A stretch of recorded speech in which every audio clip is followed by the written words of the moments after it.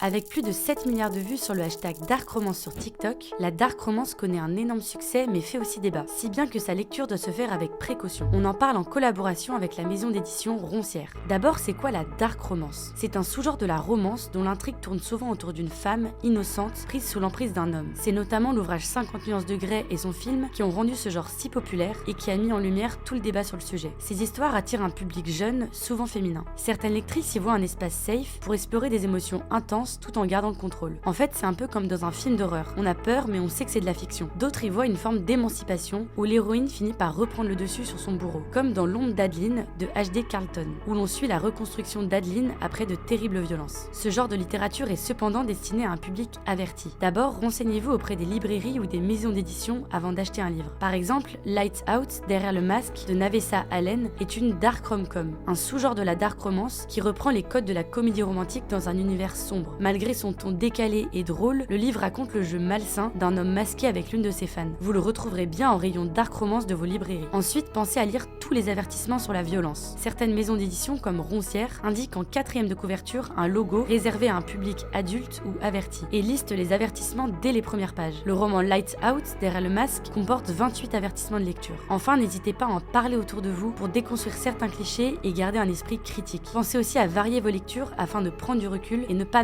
normaliser ces histoires. La lecture doit rester un moment de plaisir, il est important de respecter ses limites.